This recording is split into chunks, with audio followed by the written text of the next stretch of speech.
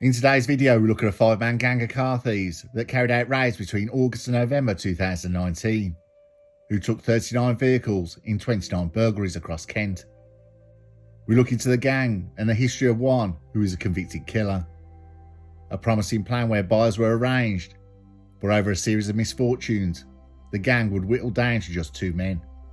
We take a deep dive into the case, the police investigation, and trial.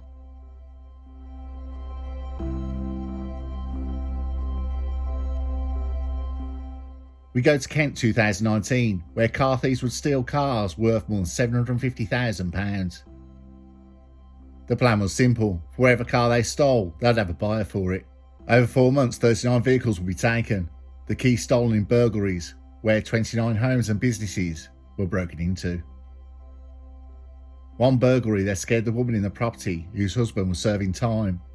2 of the gang were that terrified after finding out whose house they'd broken into, phoned from prison to apologise and reassure her that they had been targeting the vehicle and not the house, and to apologise for their actions and to say sorry for scaring her.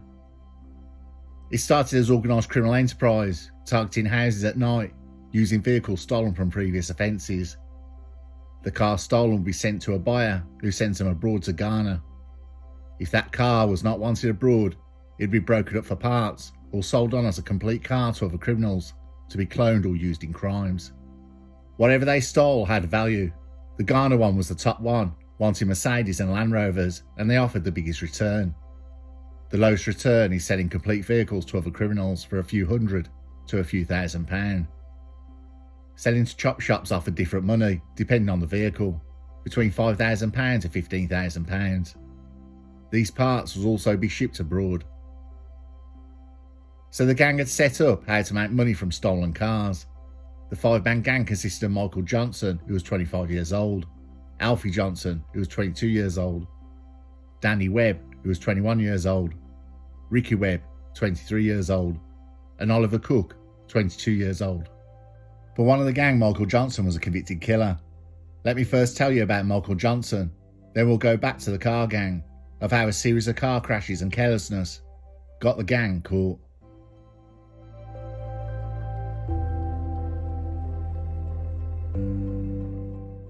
On the 20th of November 2016 at 7:30 p.m, Michael Johnson had been watching the entrance to a farm.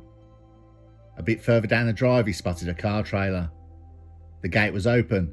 He drove a white Peugeot Expert van down the farm track in Capston Road, Gillingham, and hitched up the trailer.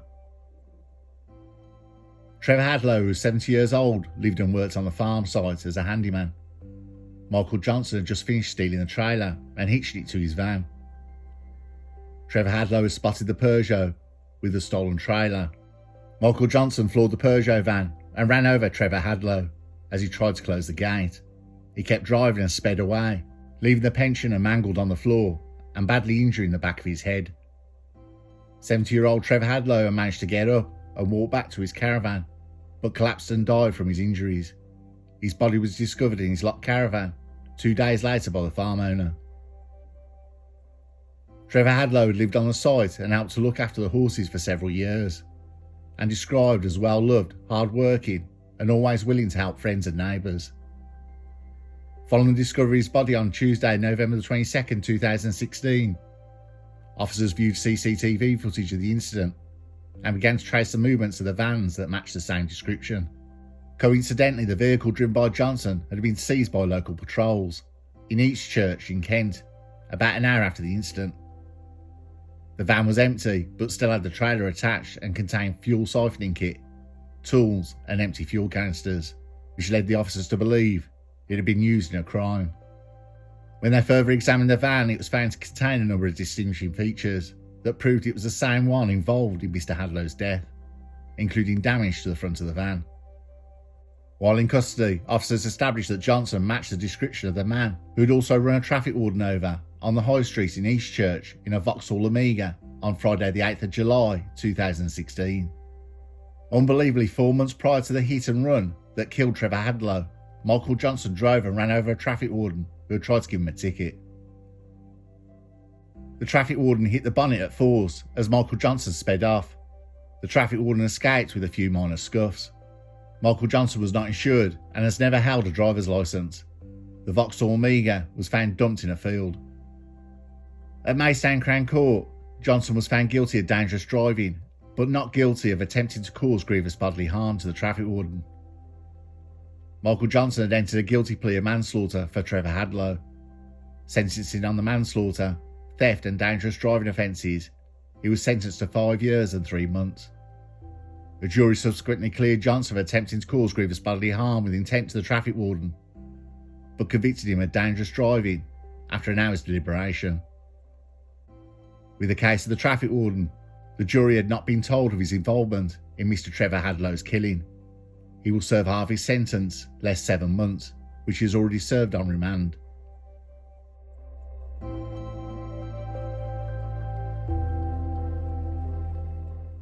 We go back to the car gang, the raids in August and November 2019, where the gang carried out 29 burglaries and stole 39 cars.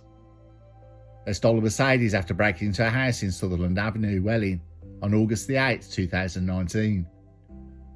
A few hours later, at 3 a.m, 3 people with their faces covered and wearing gloves burgled a house in Merrifield, Strood. They stole a Mini Cooper and a Mercedes, together with £50 cash and bank cards. A police officer saw 3 cars in a convoy and started to follow. The Mini then tried to speed away and crashed, with the driver of the Mini making off along the M25. The discarded grey balaclava he was wearing was found by an officer in the Mini, and tests showed it contained Danny Webb's DNA. The stolen Mercedes that drove away from the crashed Mini had picked up Danny Webb. The stolen Mercedes was then also involved in a crash on Anglesey Road in Orpington, and forensic examiners discovered Ricky Webb's DNA inside the Mercedes vehicle also. On the night of August the 14th, a Vauxhall Astra was stolen from Millfield, New Ash Green, which was later found in Valley Park Traveller site on Lower Road, Swanley, displaying a different registration number. The gang started increasing the raids, which followed Chislehurst, Raynham, Orpington and Sevenoaks. Burglaries also took place at Preston Park, Faversham, Cliff, Corkscrew Hill and West Wickham. At Raynham, October the 3rd, a silver Ford Ranger was taken from Sittingbourne. After the driver got out to make a collection, it was tracked to Hawkins Road, Sittingbourne, and then to Hayden's Close, where it vanished. 4 days later, a burglary took place on Ryland Road, Ashford, when the keys to a Range Rover Evoque and a Volkswagen Golf were stolen. The gang also raided a house in Gillingham, where the owner confronted 2 men. The robbers, both wearing ski masks, turned to confront the owner, shouting, "Come on then," before fleeing with a stolen camper van. The gang started out successful, but they started nicking anything after several botched raids, where the high-end cars were there but they couldn't get access to the houses to get the keys or were disturbed. The crashed Mercedes led to the arrest of Oliver Cook and Ricky Webb, who were remanded into custody. The gang, now operating with just 3 remaining of the crew after a bad run, now had some better luck and managed to steal several Range Rovers and Audi Q7 that were immediately shipped abroad.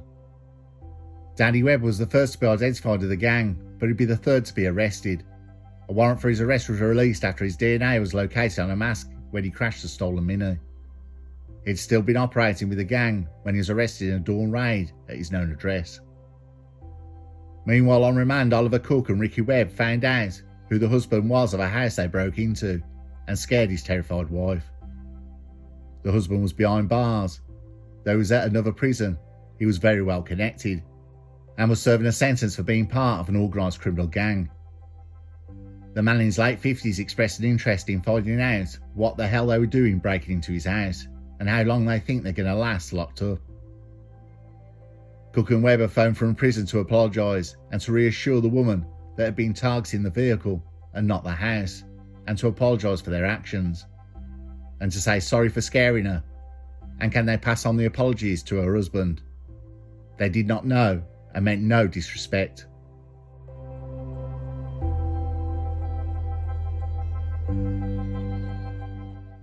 Michael Johnson and Alfie Johnson were the last 2 left of the gang, with Michael Johnson being proved in the past he's a very dangerous individual. The pair had been identified by police, but had not gone back to the traveller site they were from. They'd both ditched their phones and were completely off the radar. Driving around in a stolen BMW from a previous robbery would be their undoing. The car they had stolen was fitted with a tracker. At the time, not many police vehicles had the equipment to track the stolen cars, so this was relayed from an agent of the tracking company to the police. This led to a location which would be a complete bust. The car had been abandoned. Several days later, there would be more house break-ins and car thefts, but police started going through known accomplices of the area where the BMW was dumped, and these were put under surveillance, with still nothing. Police intel came through of a credible address from that same area, and Michael Johnson and Alfie Johnson were arrested after a police raid.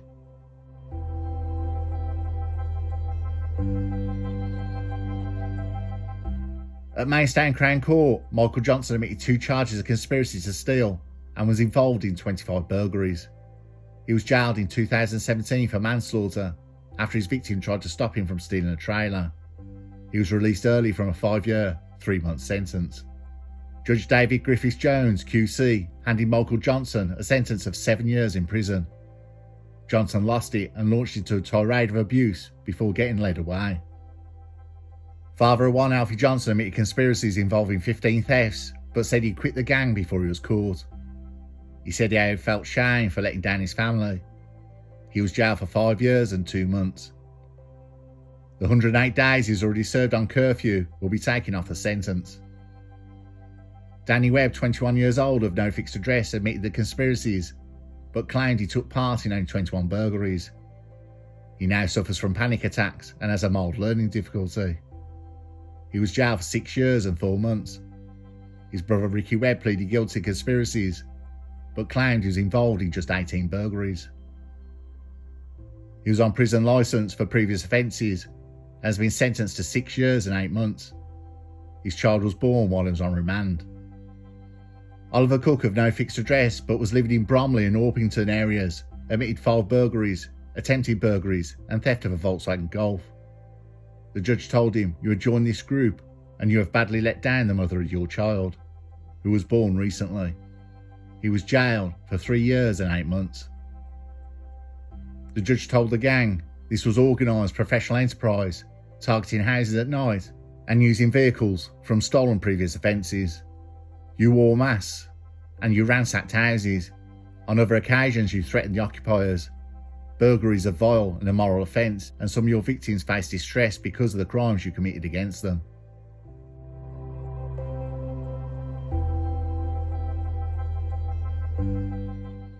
The problem with stealing items is offloading them, but this 5-man gang had the will and the fence to move on the vehicles. That means anything they stole would have value, with Land Rovers being a top theft target for criminal markets abroad. Through a series of misfortunes or bad planning, the gang would be whittled down to just 2 men. But in 4 months they had stolen 39 vehicles.